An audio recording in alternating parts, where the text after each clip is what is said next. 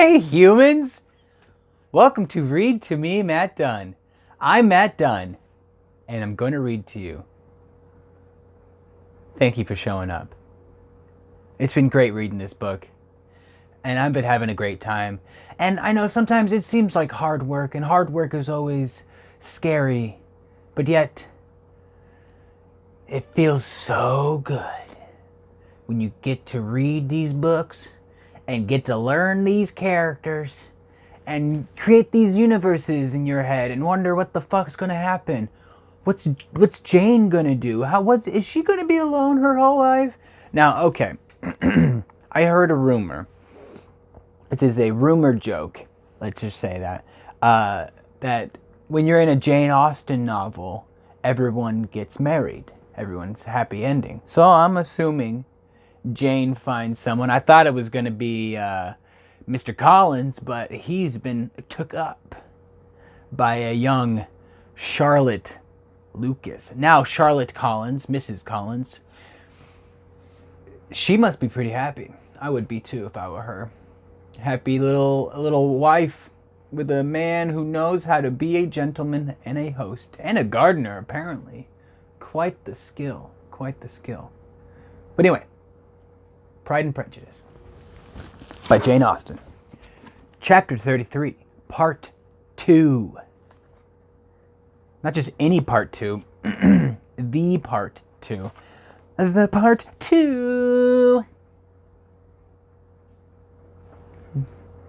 Remember, Elizabeth said, I imagine your cousin brought you down on with him chiefly to sake him having somebody be at his disposal. I wonder he does not marry to secure a lasting convenience of that kind. But perhaps his sister does as well for the present, as she is under sole care, he may do what he likes with her. You remember that? You remember that? I remember that. Now we're on to... No, said Colonel Fitzwilliam. That is an advantage which he must divide with me. I am joined with him in the guardianship of Miss Darcy. Are you indeed? And pray what sort of guardians do you make? Does your charge give you much trouble? Young ladies of her age are sometimes a little difficult to manage, and if she has the true Darcy spirit, she may like to have her own way. As she spoke, she observed him looking at her earnestly, and the manner in which he immediately asked her why she supposed Miss Darcy likely to give them any uneasiness, convinced her that she had somehow or other got pretty near the truth. She directly replied, You need not be frightened. I never heard any harm of her, and I dare say she is one of the most tractable creatures in the world. She is a very great favorite with some ladies of my acquaintance, Mrs. Hurst and Miss Bingley. I think I have heard you say that you know them? I know them a little. Their brother is a pleasant, gentlemanlike man. He is a great friend of Darcy's. Oh, yes, said Elizabeth dryly. Mr. Darcy is uncommonly kind to Mr. Bingley and takes a prodigious deal of care of him. Care of him? Yes. I really believe Darcy does take care of him in those points where he most wants care. From something that he told me in our journey hither, I have reason to think Bingley very much indebted to him. But I ought to beg his pardon, for I have no right to suppose that Bingley was the person meant. It was all conjecture. What do you mean? It is a circumstance which Darcy, of course, could not wish to be generally known, because if it were to get round to the lady's family, it would be an unpleasant thing. And remember that I have not much reason for supposing it to be Bingley. What he told me was merely this, that he, it to, oh, what he told me was merely this, that he congratulated himself on having lately saved a friend from the inconveniences of the most imprudent marriage, but without mentioning names or any other particulars. And I only suspected it to be Bingley from believing him the kind of young man to get into a scrape of that sort, and from knowing them to have been together the whole of last summer. Did Mr. Darcy give you his reasons for this interference? I understood that there were some very strong objections against the lady. And what arts did he use to separate them? He did not talk to me of his own arts, said Fitzwilliam, smiling. He only told me what I have now told you. I think I was reading. I hope you were following along, just right. Elizabeth made no answer and walked on, her heart swelling with indignation. After watching her a little, Fitzwilliam asked her why she was so thoughtful.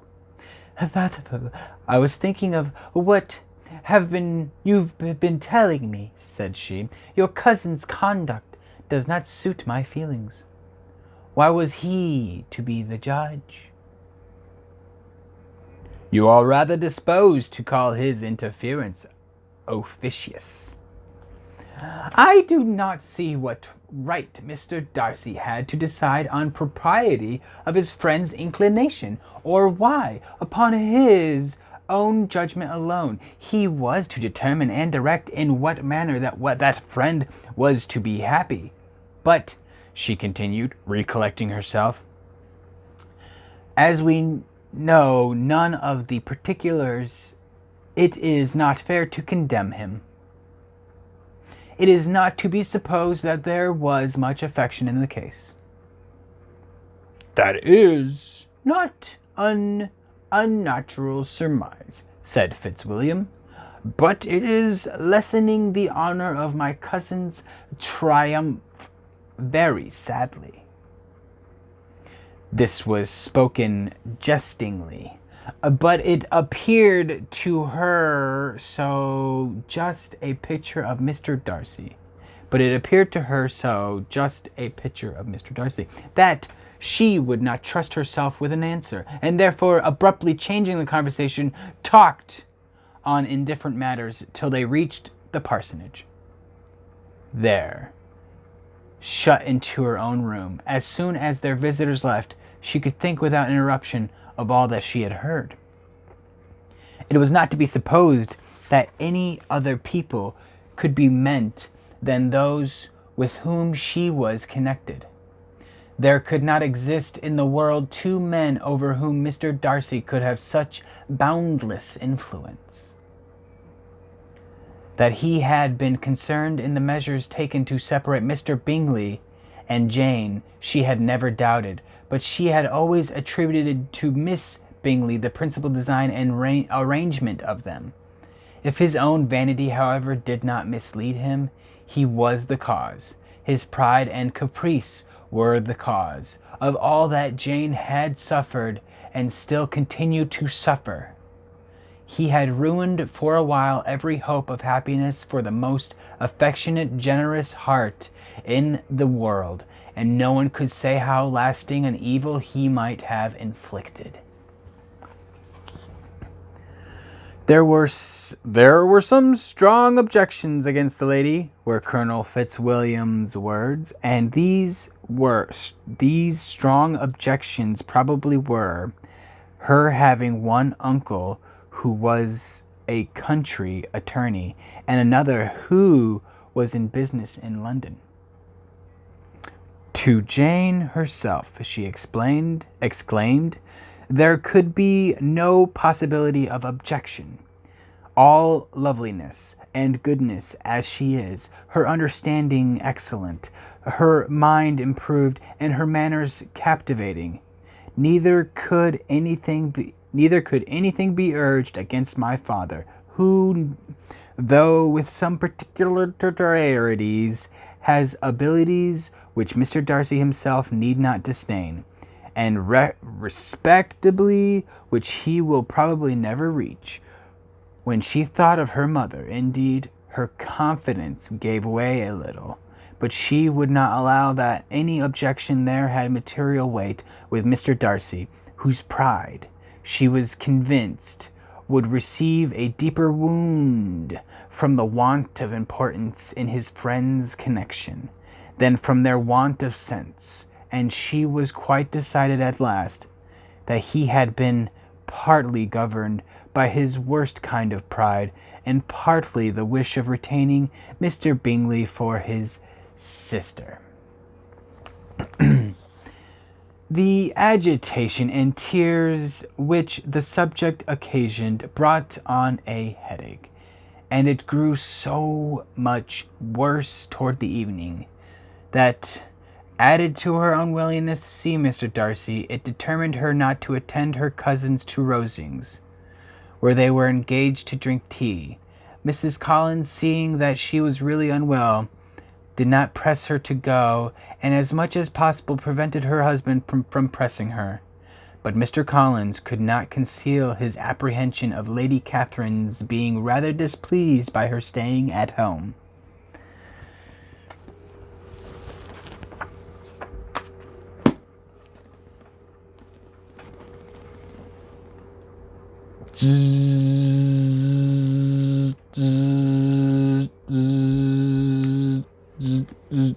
Hey, Pride and Prejudice chapter. That was the end of chapter 33. So look, here we find out that Darcy may have influenced the Bingster to not date Jane. We were just talking about Jane. Poor Jane. Let's hope that this is wrong, because Darcy's got to be a good guy, right? Deep down, he's the good guy, but he's a bad guy with a good heart. Or a good heart with a bad guy. Or a bad good with a heart guy. Either one, whatever your choice is, Mr. Darcy is it. A good, bad heart guy. I think it's pretty legit to say that he definitely may have talked to somebody about Jane and Bingley. And they may have related to Jane or Bingley. And Bingley may have Bing Bang Bingley. Anyway, if you like this chapter, let's get on to chapter 34. Am I right? 34 is actually the chapter before 35. Little did I know, it's also after 33. Anyway, thanks for checking out my channel. Please hit the subscribe button if you want to get some more of my videos. I promise I'm going to have more every day. I'm going to have some new stuff coming. And just wait. Put your seatbelts on, please. Please put your seatbelts on. Because I'm out of here. Alright? Hit the like button if you like this video. Check me out on other platforms. Instagram, Twitter. Got an email. All that. I'll see you tomorrow. And please, stay weird.